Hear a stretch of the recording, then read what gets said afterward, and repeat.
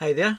Today we've got something a little bit different, a Christmas bonus episode, and this is something that I stumbled upon purely by chance on Saturday last. I've always been interested in the Jacobites, and I jumped in the car, I put the radio on just in time to hear a presenter refer to a Jacobite hymn, and I went home, did a little bit of research, and have found out that one of our best known hymns, "O Come On Ye Faithful," has got Jacobite connections.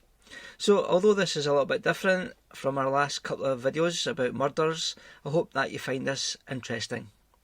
So I'm going to touch on the Jacobite movement, but not in any great detail.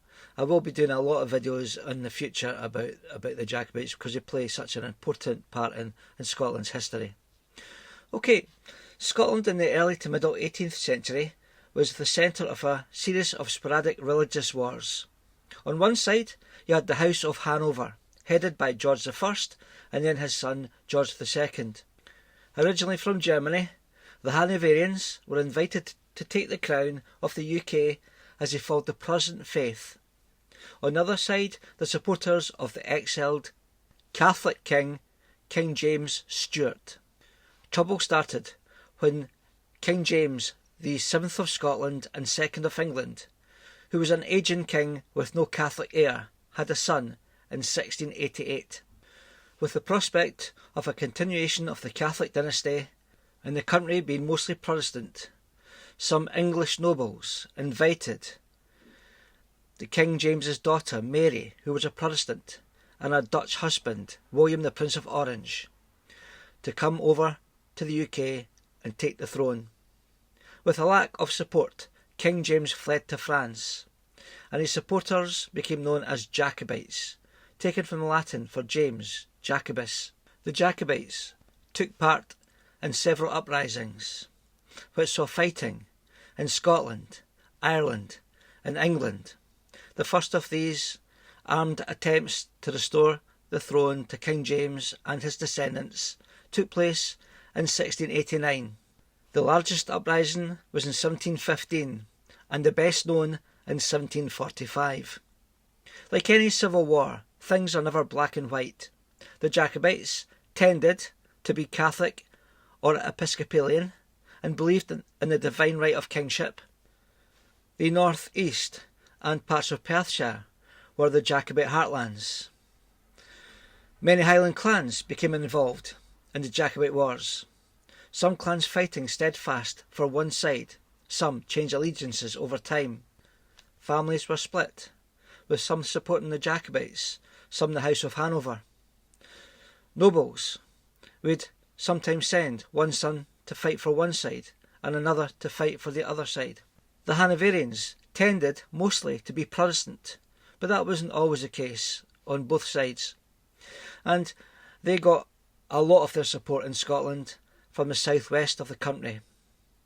In between armed uprisings, the Jacobites plotted and schemed to overthrow the monarch in London and his government. So Jacobites were always in danger of being arrested and tried for treason. So it became an underground movement, with meetings held in secret.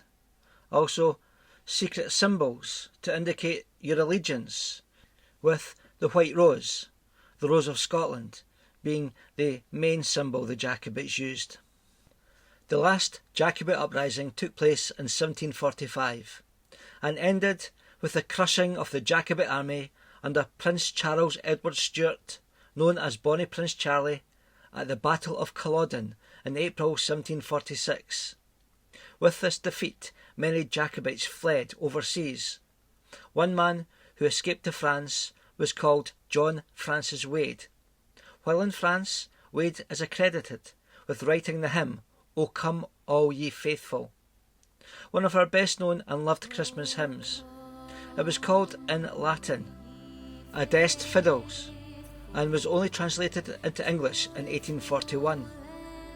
It's believed by some that the song is about the birth of Bonnie Prince Charlie, who was born on the 31st of December 1720. And if you think about it, replace Jesus with Charles. O come and adore him, born the King of Angels, or Angles for the English. Wade was an English Jacobite, hence the reference to the King of the Angles English. If you listen to the words, it's very easy to see how this could well be a Jacobite hymn. It was also a call to arms, a protest song, a way to show your support to the Jacobite movement in secret. The Jacobites would continue to plot and plan until the death of Prince Charles Edward Stuart in 1788, and thus ending the threat to the monarchs in London from the exiled Stuart kings.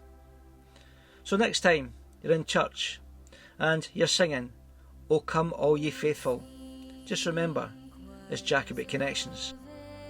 I hope you have a Merry Christmas to everyone who celebrates it, and a happy, healthy and prosperous 2025. Thank you very much. If you've enjoyed the story, please like and subscribe. You might like to take one of our dark history tours, ghost tours, or paranormal investigations that are held in Perthshire, Glasgow and Stirling. If so, please visit our website, which is www.historyandhorrortours.com. Thank you.